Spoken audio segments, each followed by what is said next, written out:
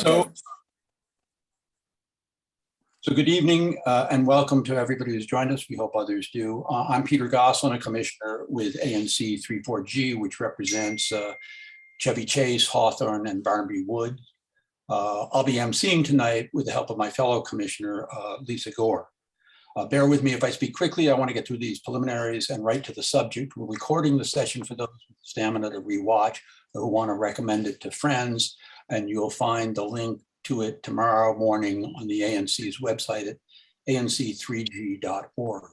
This is the first in a weekly series that was originally proposed by another of my fellow commissioners, Connie Chang. The ANC is sponsoring to help the community, and not incidentally, we commissioners better understand the small area planning process in which we're in the midst of.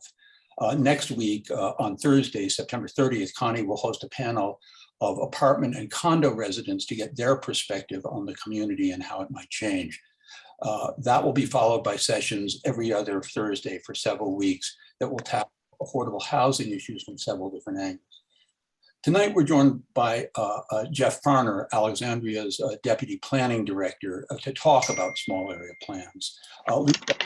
We'll post Jeff's bio in the chat. The format will be that Jeff and I will talk for 20 or so minutes, and then we'll take questions from the audience. I'm asking the commissioners who are on here tonight to be part of the audience and to wait their turn to speak. We're going to hold the session to 1 hour, no more. So I'm going to ask Jeff to keep his answers tight, and when it's your turn to speak, I'm going to ask you to ask succinct questions and not speechify. A few other ground rules: be civil. We've experienced the opposite recently in some of our meetings. If you can't abide the simple rule, you're likely to find yourself muted or disconnected. Jeff and I have agreed that I will not ask him to critique or criticize his counterparts at the city's Office of Planning. I'm asking you not to either. It puts him in an impossible situation. There are two ways to ask questions as Jeff and I talk, and you come up with questions that you either may forget or you are too Zoom shy to speak when it's your turn. Just type them into the Q&A, press the Q&A button at the bottom of your screen and type them in. We'll get to as many of those as we can. The other way is to click the raise hand button, and Lisa will admit you in whatever fashion she thinks is the most efficient. If you want to make points beyond a question, click the chat button and type in your point. We'll all see it. So let's get to the substance. In a matter of weeks, Chevy Chasers will start being presented with pictures and draft text of a small area plan for this community's future. But most of us, including most on this commission, never been through a planning process or seen a plan, which I hadn't either until Jeff sent me one of his. Our aim tonight is simple: talk with an outsider who's done planning, written and read plans, and thought hard about the process to get some idea what we as citizens look for, how we should judge what we're seeing, how, if necessary, to try to win changes. Jeff, thanks for being here. Let me start with something simple. What good is a small area plan? Why should anyone do one? Perhaps particularly if you're a resident who likes the community the way it is. Sure. So first of all, good evening, everyone, and thank you for having me. And I hope this can be helpful to everyone. So as Peter said, I have worked with the city of Alexandria for quite some time, and one of my responsibilities is to oversee our long-range planning. And in simple terms, a small area plan is the vision for a community, and it is a long-term vision. And it is critically important of setting future regulations, future policies, future infrastructure improvements. So oftentimes when we go to the community, there's conversations of, well, are these words really important? Should I weigh in now? How should I be involved? And my comment to this conversation is that vision is how this community is going to shape decisions literally for decades to come. And it is important that the community be involved in those conversations. And I think the challenge in our region and in your community is change is and will be happening. and how does the community manage that change and achieve things that the community is wanting, and also mitigate impacts that will happen. All of those things need to happen through the small area plan process. And small area plans can be fairly general. They can also be very specific. And one of the things I would urge your community to do is, before figuring out tools to implement whatever those tools are, is making sure the community is very clear of what you want the vision of your community to be. Let me just break in here, Jeff, and just so that we will get to this issue of detail versus generality in a minute. What you said is that change is going to happen, and a community should want to plan in order to, I assume you're saying, to help guide, shape, perhaps limit it. That raises the question of whether a plan has the power to actually do all those things, or alternatively is just a piece of paper. When you as a planner look at a plan, and when you advise us about how we might look at a plan, what do you look for to assess whether the things that are on the paper actually are going to happen the way the plan says they're going to happen? So, very good question. So certainly where I work and in your community, the master plan is the foundation for all future policy documents.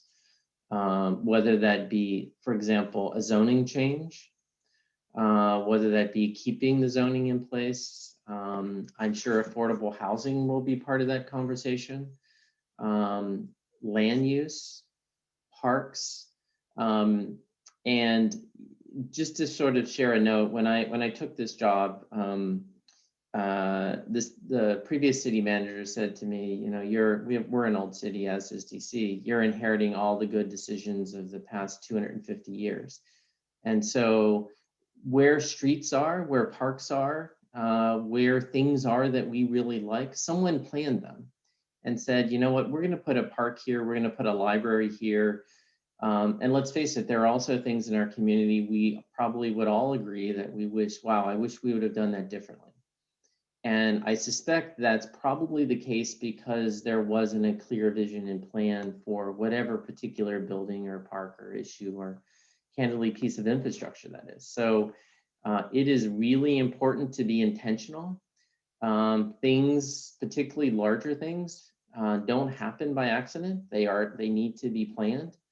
And as Peter mentioned, I think probably later we'll talk about level of detail and what I think from a best practices perspective should be in small area plans. Okay, I want to just drill down a moment on this issue of how a community participates in a plan. In the conversation we had before we started, you said it's important that a community get straight its priorities. Correct. Tell me, again, when you look at a plan, what do you look for to see whether there are those priorities in there and whether they're in there in a way that is actionable and is going to be acted on, rather than, you know, great thoughts, but no action?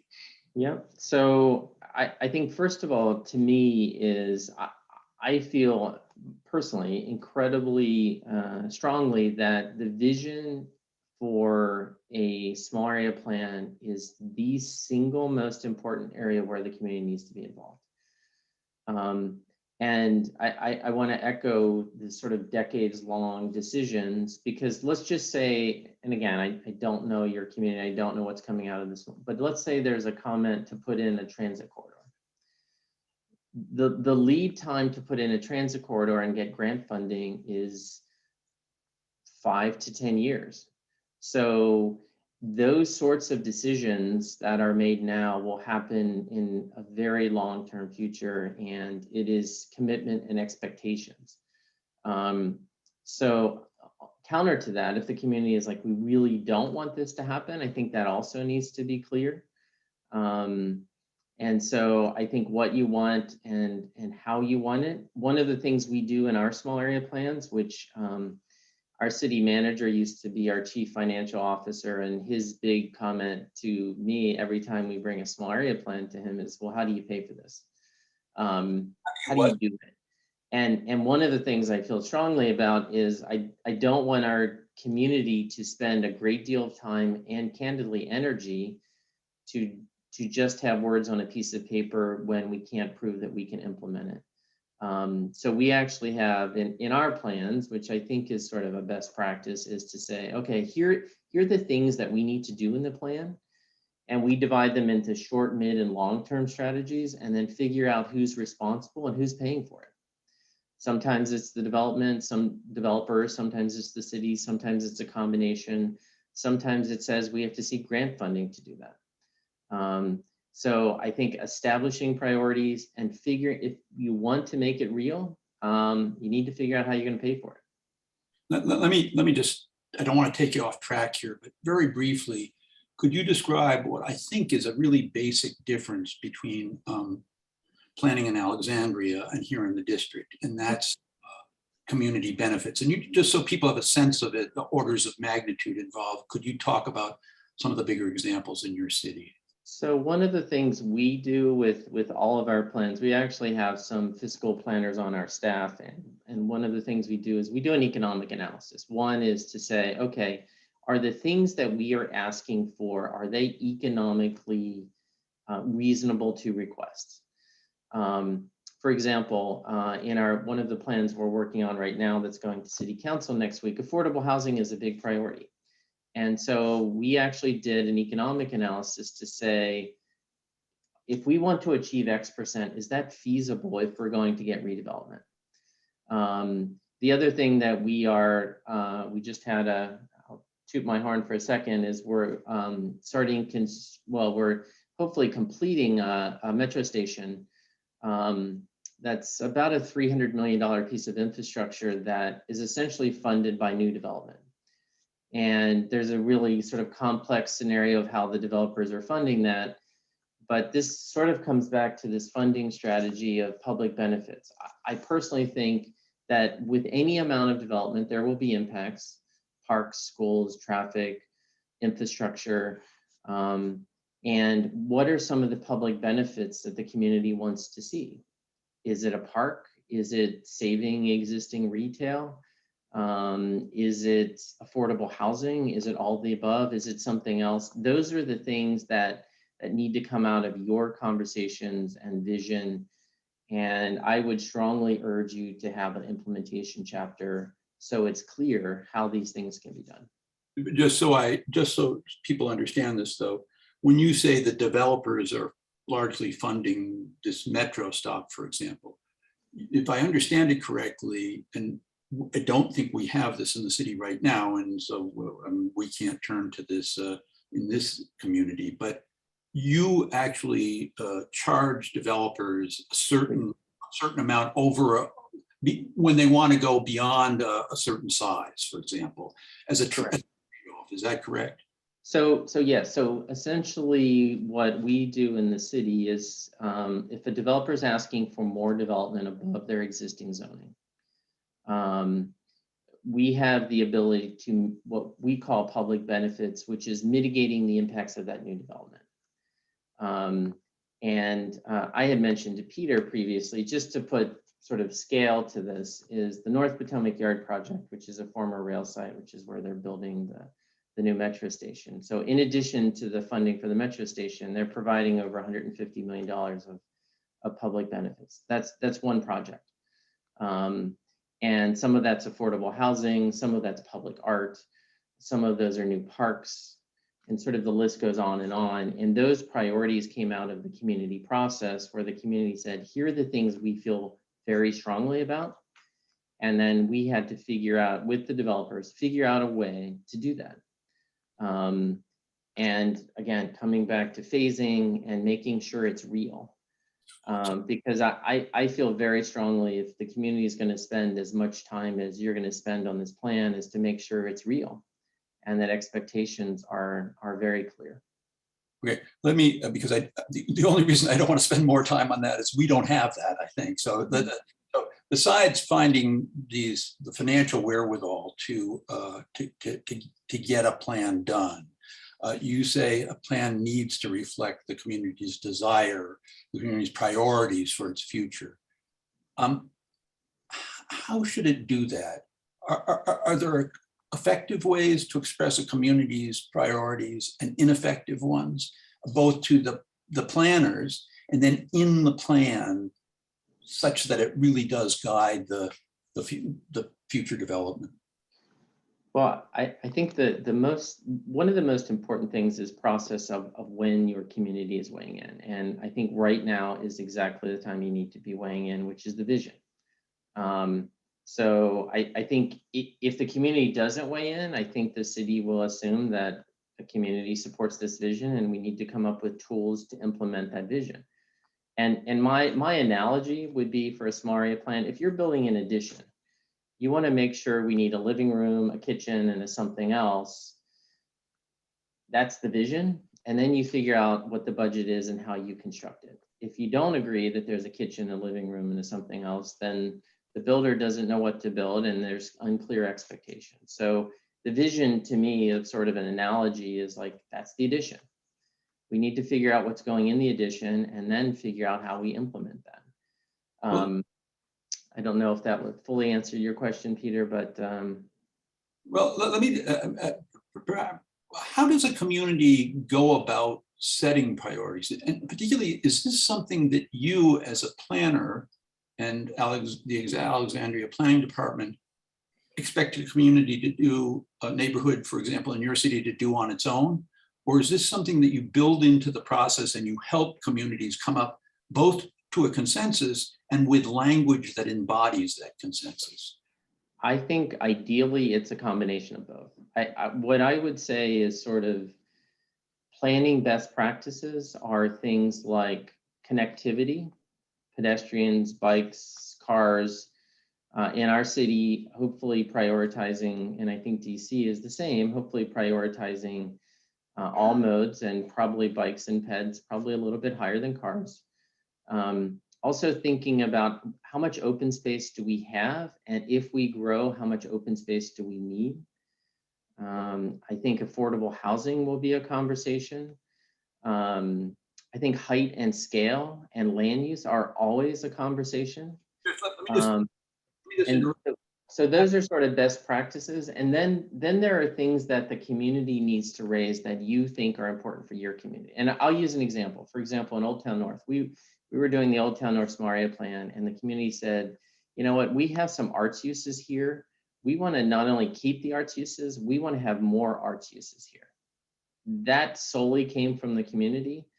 And we created two things. The city created an arts district, and we created bonus density so developers could essentially get subsidized with additional density to build affordable housing. And I'm not advocating that for your community, but the point really was that the community said, this is really important to us.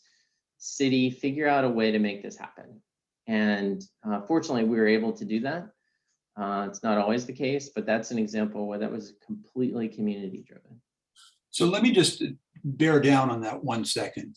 How did you, as a planner, get the community to come to the notion that yes, it's an art center that that we want? I mean, how did that conversation begin, and how did it work through the planning process?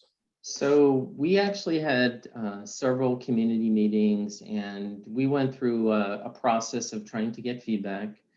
And one of the overwhelming themes was, how do we keep and get more arts uses? And again, that solely came out from the community. And then our challenge, which was a big challenge, to be honest, because I'm not sure any jurisdiction had ever done this.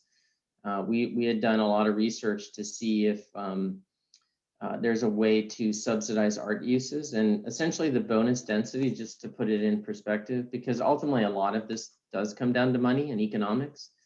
The developer provides a free art space for 40 years. And there's a term that's recorded through the city that says, okay, this arts use is here for 40 years and they don't have to pay rent. So that was a big deal. And we needed to figure out how to make that work. But I think, to me, the benefit of those ideas that come out of the community usually creates creativity. You know, we were just talking earlier that COVID has sort of forced us to be creative in other ways. And I think that's also what the planning process involves, is here's an idea, how can you make it work? Okay, let me ask, how does the priority building, the community trying to build a sense of its own priorities, how does the priority building happen if there are things, big things that are off the table, or at least off the planning agency's table? For example, and I'm not asking you to comment on the specifics of our community, but just so the audience knows what I have in mind, in the current discussion in the small area plan here, schools, roads, and perhaps parking don't seem to be much of the conversation. Can you do a good plan if you don't have, if it's not a sort of all in, all the big things in? I think at a, for me, one of the things that a small area plan does is to, one, set a vision, two, identify infrastructure needs. And in our city, schools, streets, sewers, and sort of the more mundane things are things that we need to evaluate, because oftentimes, as we were saying, the small area plan can impact things for decades, but the lead time for, as all of you are very much aware, for streets and schools and sewers are very long lead time. So we need to plan for those things. So in our plans, yes, we do transportation. We have lots of conversations about school capacity. I will say one of the things that we are working with our school board on now, rather than doing a sort of a small area plan by small area plan, we're doing sort of a citywide master plan for our schools. But those are certainly pieces, to answer your question, those are pieces of infrastructure that we evaluate.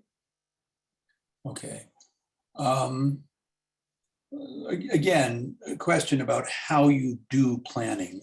Let's talk for a minute about time. You said earlier that particularly with the big things, they take a lot of time. One of the confusing things about our process here is that many of those involved have talked about very long and kind of indeterminate timeframes, and about the fact that nothing will happen anytime soon. I have two questions. How do you plan if the shape and pace of what you're planning for isn't known? And if we're talking about things happening over many years, is the second question. How can residents have confidence that a plan continues to guide? What keeps it a living, alive guiding document in a way that the community can understand? I can return to the second question if you'd start with the first, and like, how do you plan over if it's an indistinct time? Yeah, and we get this question a lot as well when we're doing planning, is how the heck do you plan for 20 years when it's not even clear what's going to happen in 10? And my response to that is, our city, most of our city was laid out in 1749. And we have businesses and uses going in, and most of your community was laid out early as well. And what that does, I think, is a very good framework. Again, many people who have preceded us made very good decisions. And what your streets and blocks do, very similar to our city, is they allow flexibility. And so buildings and uses are going to change. And I think particularly in a post-COVID environment, change is coming. And we've experienced some, and I think more is probably coming. Some expected, some unexpected, but we need to plan for that. And I think this comes back to how much specificity is in a plan versus how much flexibility. And also how much flexibility is in a building when it's constructed. So one of the benefits that happens in DC and happens in our city, a building was built as a warehouse and now it's residential, and then it converts to an office building. That's the evolution of a building. And I think one of our tasks as city makers is to build in buildings that have a lifespan, that they can evolve over time. And I think a lot of our predecessors did a really good job of doing that. And I think it's incumbent upon us to build in that flexibility as well. And I think we're seeing it now with office. I think the amount of office we're all going to need as a region is going to be less. I think there's an ongoing debate of how much and where, and I think the same is for retail. So how in your community are you going to plan for those changes? And I think it's probably beneficial you're going through this SMARIA plan, because there's a lot of change that's on the horizon for us. So just so I understand you, without knowing the specifics of our community, are you sort of saying the change is going to happen, and it's actually going to happen probably faster than you think, perhaps at least in part because of COVID and the kind of rearrangements of the economy and our society that it's causing? I think we as a region have a benefit of continued growth, and I personally don't see that changing dramatically. So the question for all of us is how do we manage that growth? Because it is coming, and again, I don't know the specifics of your community, but I suspect even under the existing zoning that you have, there's opportunity for change. And I think the conversation your community needs to have is, if we are changing, how do we shape that? Are there things we need to change that we already have? And are there things we need to add that we don't have in terms of land use tools to make your community the best community it can be? Because change is coming, and it's always hard to talk about change. You know, I use the example of our office, for example. We were just talking about coming back in a hybrid way. And I remember when we started on COVID, our staff was like, oh my gosh, we can't work from home. This is outrageous. And now we're talking about coming back, and they're like, oh my gosh, we can't come back. This is outrageous. So change is hard. And so we need to have those conversations together. Okay, let me just try two more questions, and then I think we ought to open to the audience. I want to return to the issue of what we, as citizens and as commissioners, should be looking for in a plan. In this community, much of the discussion to date has oscillated between the very abstract, for example, the concept of racial and social equity, and the very concrete, especially building height. What else should we be looking for when we see these pictures and when we see this text? What other subjects should be covered, and how should they be covered? Well, when we approach a plan, I think I always start with the street network, the street grid, and it comes back to that flexibility piece we were just talking about. Are there connections, pedestrian, bike, or car the community is wanting, either existing, additional, missing links in the network? That's where I would start. Parks to me is sort of the next step.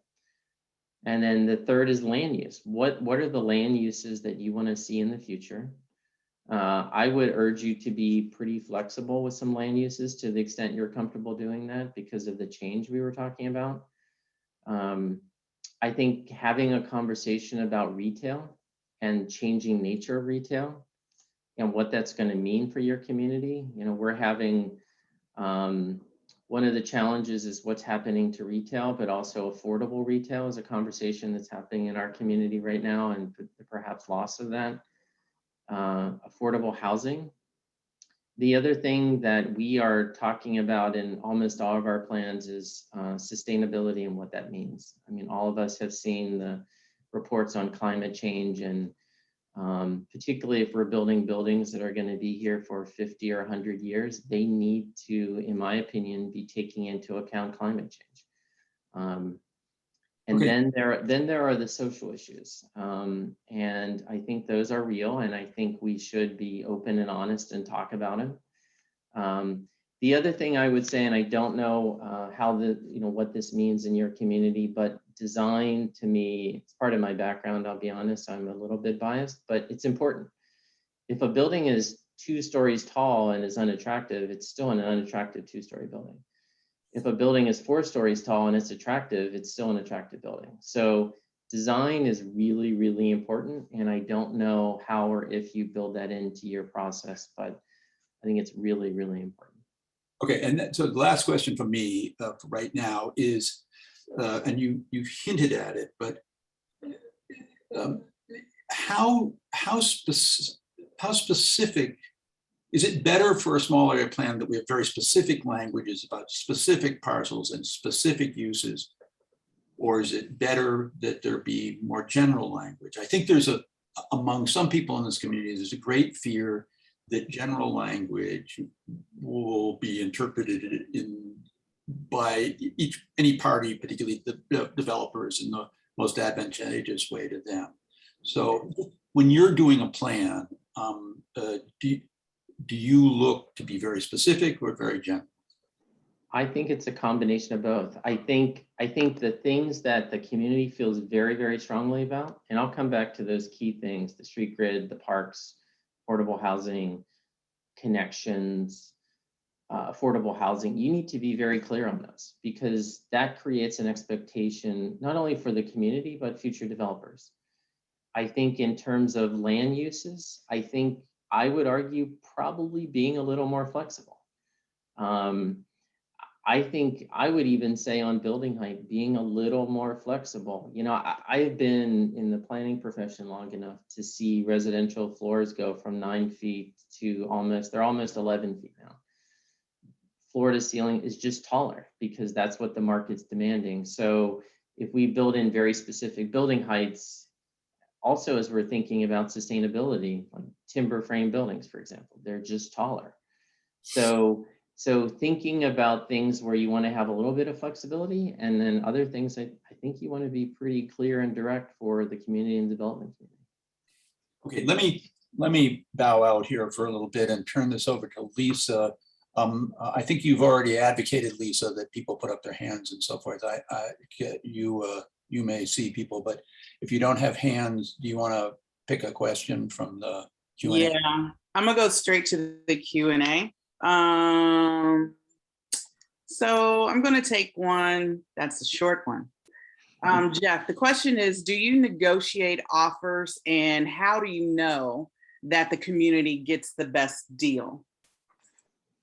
Yes, so I think the short answer is yes. And one of the things we do, I think I mentioned this, we actually have some staff in our department who do a fiscal analysis. So we actually have a fiscal model. And we build in specific proposals. Of course, with any model, there are assumptions, and those assumptions are debated, but there are also known economics. So we do an economic analysis for large rezonings and large small area plans, and we make sure it works. Because one of the things I feel strongly about is I don't want to promise the community something that can't be delivered. And if we can't deliver it, I also want to be honest with them of saying we just can't do that. Okay. Another question from the Q&A. Is a minimum acceptable deal one that merges the interests of the community and the property owner / developer as a prerequisite? I don't know if that's a prerequisite. I think the one thing I would say the community should start with is what can happen today? What can happen under existing zoning? And so let's say a developer can build a X-story building, and the community doesn't like that or wants to have something different there. One of the benefits of rezoning is giving a developer additional density. May say, well, if you do this, can you do these other things? Maybe it's a lower height, but you still get the same square footage. Maybe it's a park. Maybe those are the things that need to come out from the community. And what I would say is many of the people, I assume on this meeting, own a condo or a house, and you have certain rights with your house. And that's the same for the developers as well. So they have an ability today to do certain things. And so I would urge the community to say, if we didn't do a plan, here's what can happen. Because sometimes it's unfortunate things. And I think understanding, to me, that's the baseline. If we did nothing, here's what can happen. And also I think to be candid, here are some of the community benefits that perhaps we don't get. Affordable housing or parks. Those are things that come out of your community. I like looking at it that way. Another question in the chat. how do planners navigate instances where the broader jurisdiction public policy says the planning should head in one direction? For example, create more housing for a range of incomes, but voices in the immediate community balk and push back. Does or should the local voice have greater weight than the jurisdiction-wide objectives? Oh boy, Tough question. Yeah, that's a tough question. So I think our challenge as a region is we are all growing. Every jurisdiction is growing, and the great thing is we have lots of opportunities in this region economically. With that comes challenges, and the question is, when do you stop? And for example, the house that I live in is an older house, and before I lived here, it was a farm. So if someone would have said, okay, Jeff, we're not going to allow your house, which was built in 1929, there would still be a farm here. And so I think the challenge in all of our communities is, we're an old city. We were built in 1749, but we're also not Williamsburg. We're not a museum city. We are growing, evolving, changing. And I think that's a good thing. That adds energy, that adds all the things that I think you have in your great community. So the question is, how do you manage that? And that only you guys can answer that. The challenge is, even without this plan, I suspect change and growth will be happening. So again, how do you manage that? I think it will be happening. I think you need to balance it. I think it's a balance. It's like everything. It's going to depend on transportation. It's going to depend on infrastructure. It's going to depend on character. It's going to depend on supporting some of your local businesses, which I think will be important. Is how do you maximize that investment as well? So there's lots of things and lots of conversations to be had, and it's not an easy answer.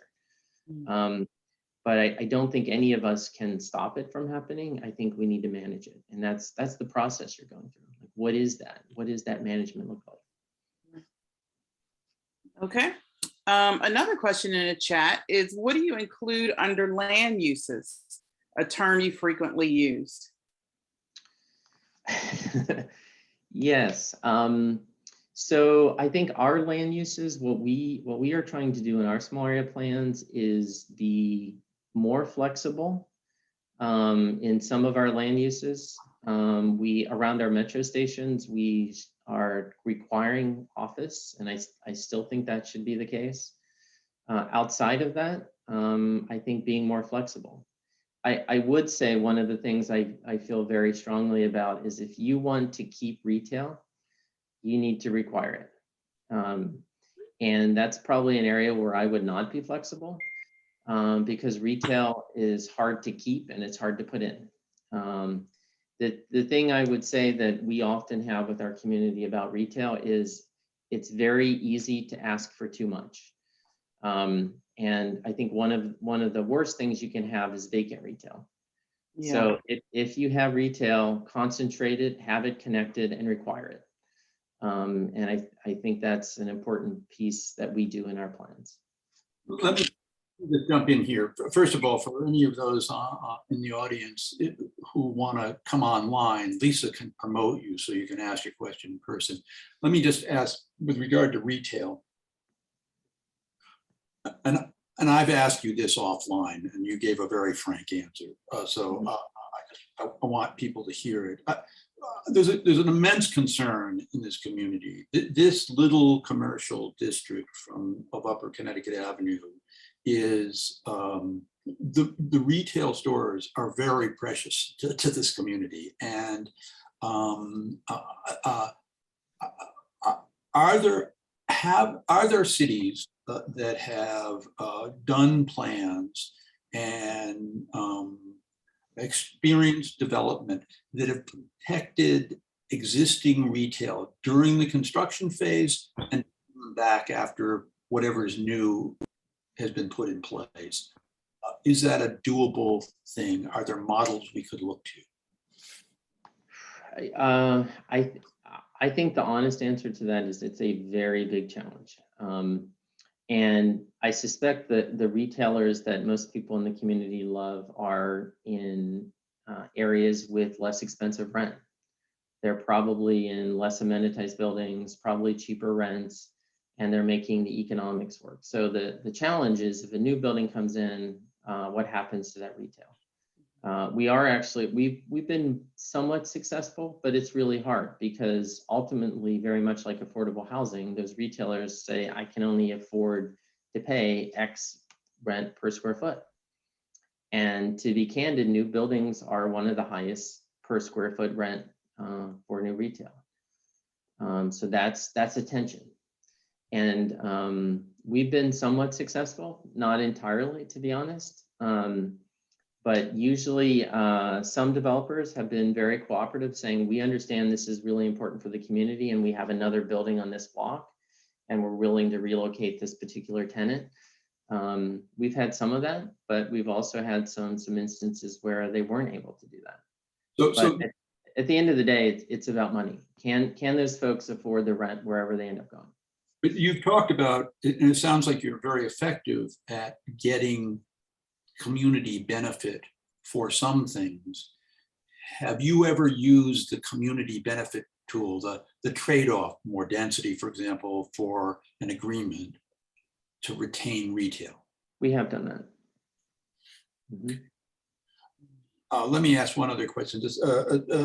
Are there other things besides small area plans that either supplement or deal with issues that also give them greater voice?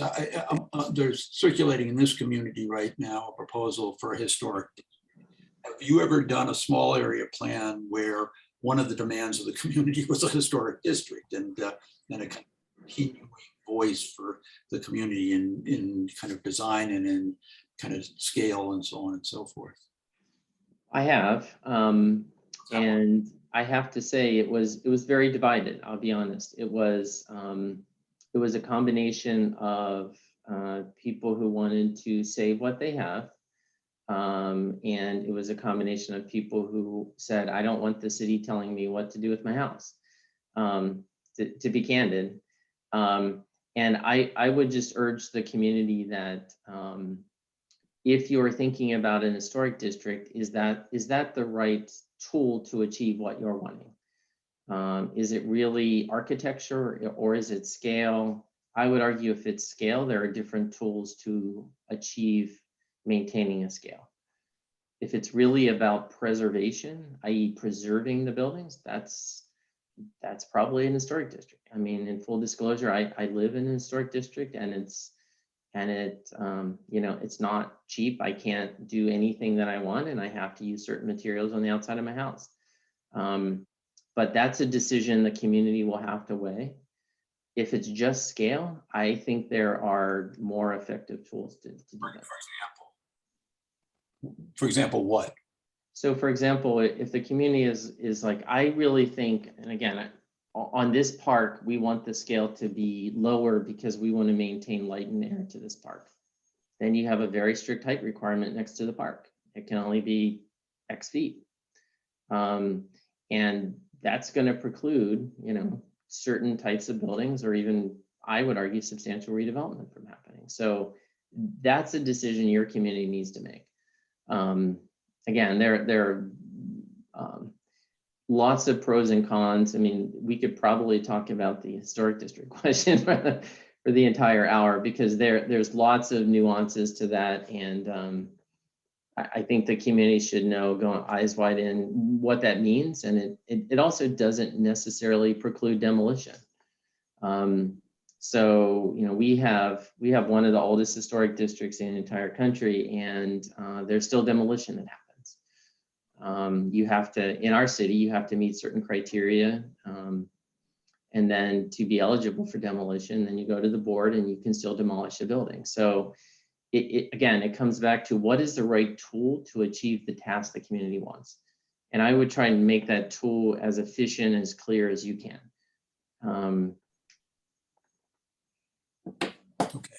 Okay. I want to go back to this question of what we should be looking for, because we're at an unusual stage here. This process has been underway off and on for much of the year. And we're at this moment where a lot of stuff is going to be coming towards us. And as I say, we've never seen a plan before. We've never been involved in a process like this before.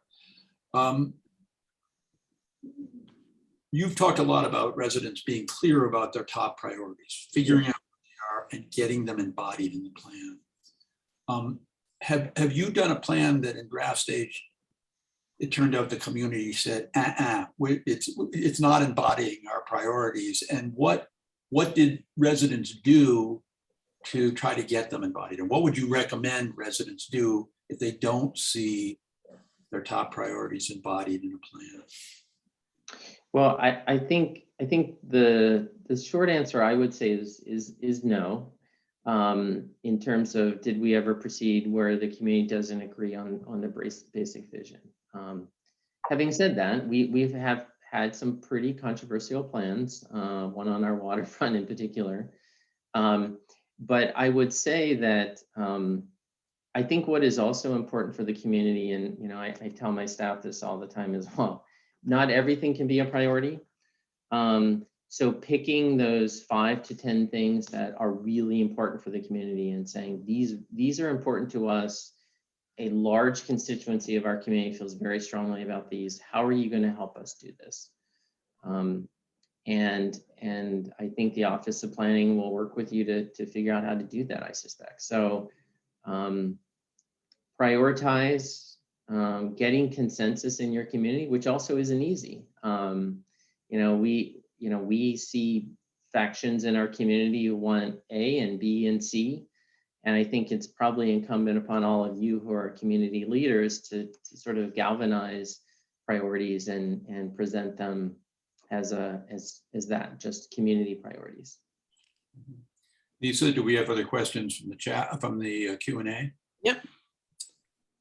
So Jeff, one question is, since we have only 8 blocks that are under discussion, should the small area plan go block by block in order to respect the historical nature of the community? I would say it should be evaluated on a block by block basis, because knowing your community, you have a very sensitive context. And I think much like our city, it really depends, it's block by block. I think you should study it block by block, but the plan should be comprehensive. So there's an entire comprehensive analysis of the entire area that's being studied. Okay. Another question is, small area plans can have a great impact on public improvements and public lands. On the other hand, what can be the impact of a SAP, small area plan, on private property that otherwise meets all the zoning requirements, but the owner plans a project that contravenes the purpose and goals of the SAP? So again, I'll talk in our city. If someone comes in with a proposal that is inconsistent with our master plan, they have to go through a master plan amendment process through our city council. So I believe in the district, it's the same, that the zoning, whatever zoning comes of this process will implement the master plan. So if someone wants to change that, there's a very public process to do that. And the community will be involved, and ultimately the governing body will have to decide. Next question is, what is the role of a small area plan when DC has just approved a comprehensive plan? Do you guys have something like a comp plan in Virginia? Okay. That's a very good question. And I think oftentimes it's very confusing because there are layers of approvals. And so a comprehensive plan is sort of an umbrella for the entire city. And then the small area plans are very neighborhood specific. So you can't, someone had mentioned earlier, which I very much agree with, is in urban neighborhoods, you need to consider sort of a micro scale and then piece it together. And clearly when you're doing an entire city, you can't do that because of the scale. So the master plan says, okay, here's the general direction. And then when you get into the individual neighborhoods, you consider that context and micro elements that I think many of you are asking about. And how do we address concerns about secondary effects? So traffic safety on roads or on residential roads paralleling Connecticut Avenue and Nevada. So again, I can't speak specifically, but generally what we do in our city, there is a transportation analysis that we do, particularly if there's new development, and we have to study that impact. The other thing I would say when we talk to our communities about safety, which is a very important conversation now, is there's speed and volume. And I think it's important to understand as you think about safety is what is the speed on the street and what is the volume on the street, and those impact character and they also impact safety. And I think there are ways to mitigate safety that I'm sure that you guys will talk about. Having on-street parking creates side friction so that as you're going down the road, you actually feel an object on the side of the road and it's much harder to speed. What's the width of the road? What are the width of the pedestrian crossings? What are the crossing amenities for pedestrians and bikes? And all of those things can be discussed during a small area plan. Okay. Could I jump in, Lisa, with a quick question? Yeah. Earlier, Jeff, you talked about, and offline when we were talking before, you talked about there being times to plan and maybe times not to plan. And I was trying to get at that issue when people are talking about, well, it may, maybe something will happen here or maybe it won't, and maybe it'll happen in 5 years or maybe it'll happen in 10 years.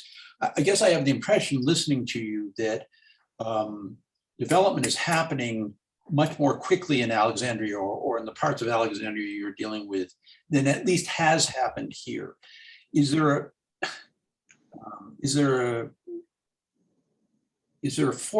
you need some sort of sense that something's going to happen as a forcing mechanism to make a small area plan work, to get a community engaged in thinking about, okay, there is going to be change and it's going to be bigger than a bread box and not Amazon, right?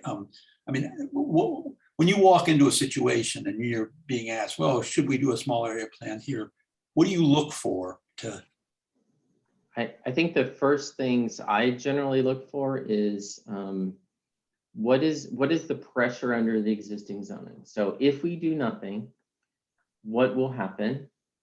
I think I would also look at economic vitality of you had mentioned some of the existing retailers. I suspect they're going to be threatened if you do nothing.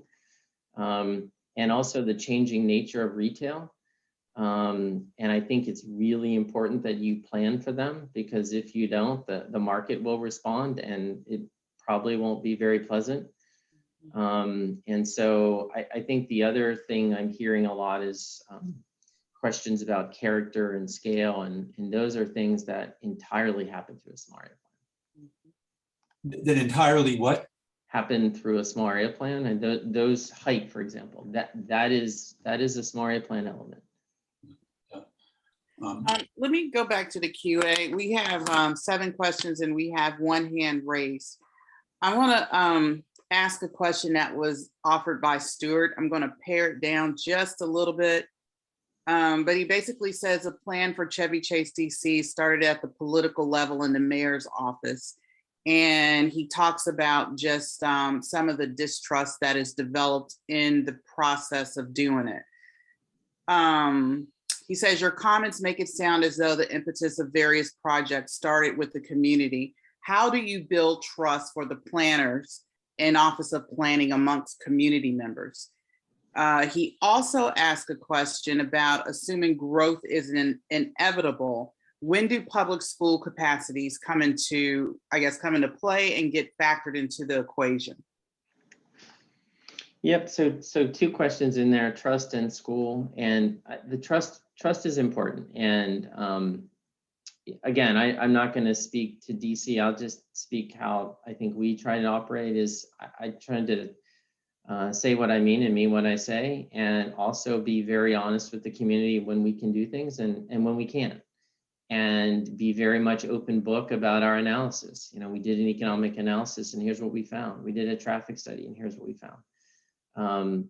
And I think to me, if both sides are open and honest, I think that's how you build trust, in my opinion. And I just want to use an example because I was actually thinking about it this morning. We were talking about connectivity with the community on a small area plan.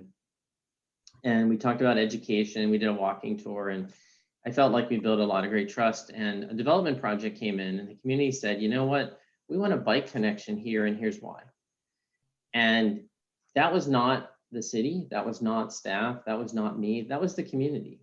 Because we educated ourselves together and they were requesting it. And you know what, the developer put it in.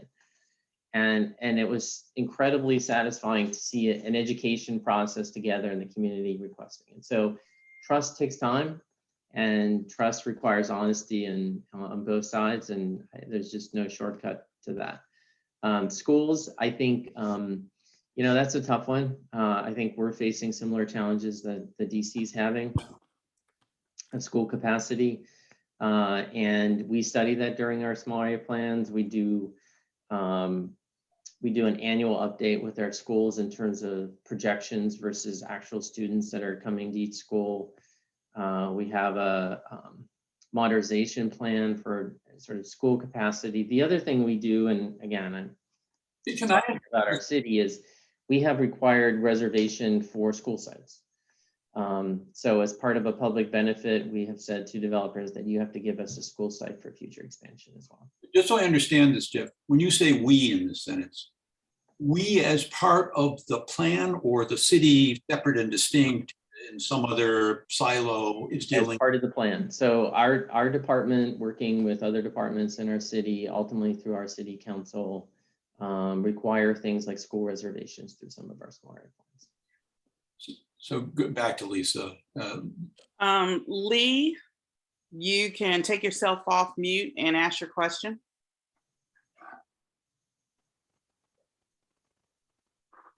Did. We can hear you. We can hear you. Yeah.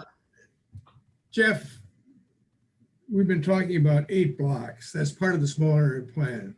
Mm-hmm. Having lived in Chevy Chase, DC for 40 years and having been a former ANC chair, I am positive, excuse the strong language, that the Connecticut Avenue area from Chevy Chase Circle down to Livingston means a lot to the people of Chevy Chase, DC, going way beyond 8 blocks. I don't know, I'm sorry I came on late. I don't know how you deal with something like that in Alexandria, because I don't know where your small area plan was. So where you have a situation where there's great interest in that 4-block area, how do you involve people beyond the 8-block area? Boy, I think, to be fair, the challenge right now is we are in sort of a pandemic, post-pandemic environment. But I will say that pre-pandemic, we do everything from high tech to low tech. One of my most fulfilling things we did on one of our affordable housing small area plans, we actually took a Saturday, me and all of my staff, and we actually walked door to door, completely low tech. We walked door to door and we talked to people. And it was fascinating what we found, because most people are like all of us, we're incredibly busy. And to me, meeting people where they are, grocery stores, on the street, farmers markets, that's how you're going to get feedback. Also having a high-tech approach, like letting people weigh in when they can, a survey or something else.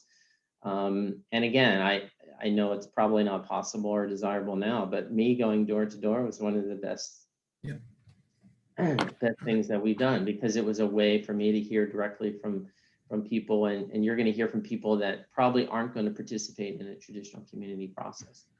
I mean, the other thing I would say candidly is some of that's the responsibility of the government. Some of it's the responsibility of the community group to say, how can we get feedback as well? So I think it's a combination, but it's always a challenge. But I think with some of the technology out there, it's pretty advanced. Lee, we're almost at the end here. I just want to be sure that Lisa has gotten, if you're okay, I'd like to be sure that Lisa has gotten the rest of the questions that need asking out of the Q&A. Do you have others, Lisa? I have several. Okay. Okay, let me keep going. Randy, you might be able to help answer this one. It's more general SAP information. So they're basically thinking, question is, does Chevy Chase have an existing prior SAP, which we do not? Do other DC communities have existing SAPs that can serve as a model? What's the timeline for developing it? And roughly, when are the library and community center to be developed? Can you go, Randy? I think you probably have a good history on all of that, especially maybe the Van Ness SAP. Can you talk about that? Yeah, there's no predecessor SAP for Chevy Chase. This is the first time it's ever been done here. There are some SAPs in other areas of the city, like Van Ness. It was done, I think, about 5 or 6 years ago, over a period of about a year and a half. We're trying to get some more information from people who were actually involved in that process to know a little bit more about exactly how it was done.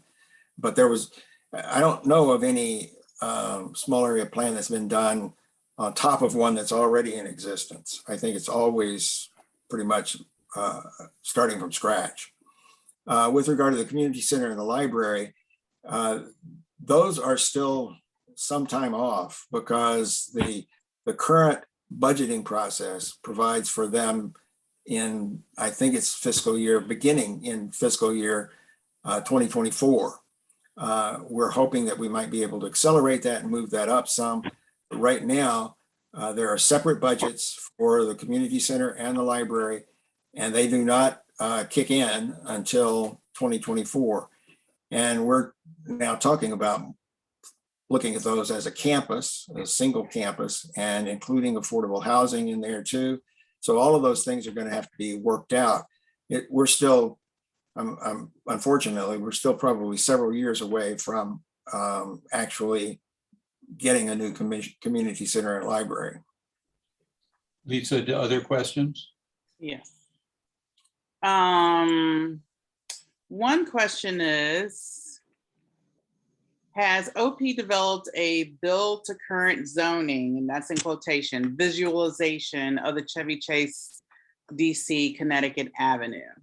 That's not a good question for Jeff. But here's the deal, Peter. There are a mixture of questions that the community is asking, both for Jeff and like the one that Randy just answered. So does anyone on the commission have a response to this? Do we know if we have this? Connie, go on.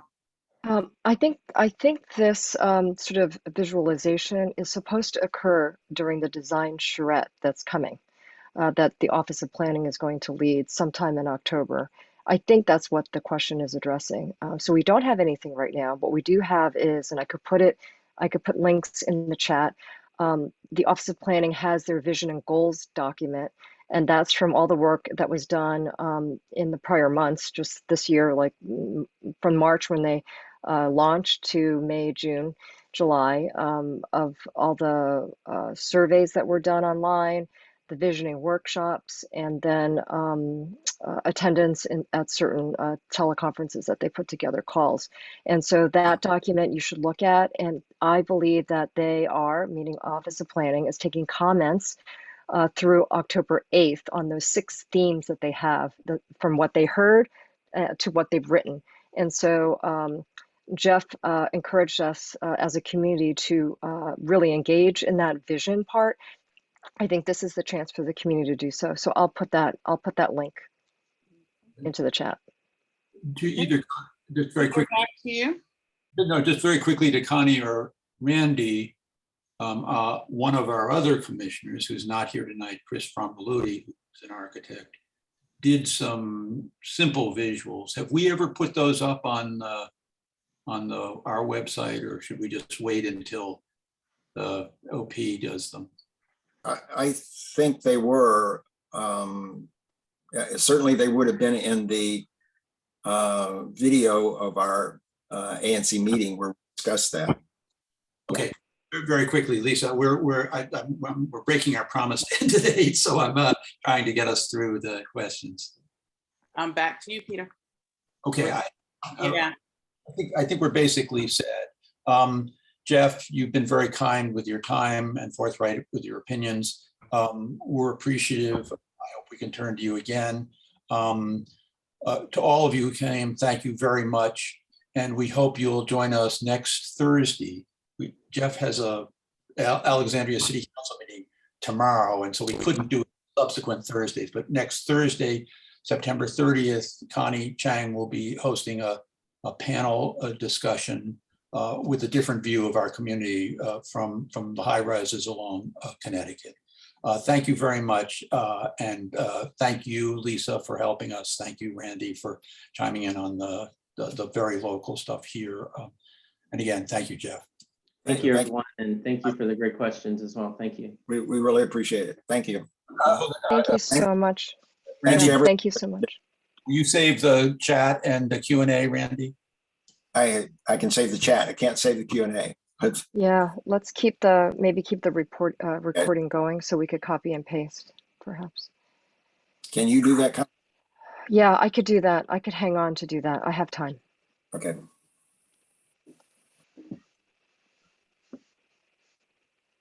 For all of you who are still hanging up, this is a every meeting event of trying to carve down everything that, on these.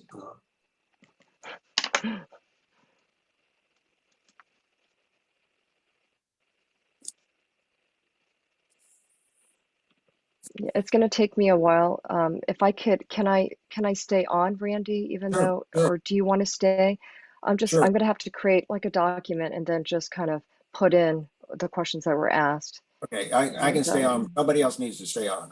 I can. Okay, I'm just going to keep going. You could stop the recording though, I think. I will do that. That's a good idea.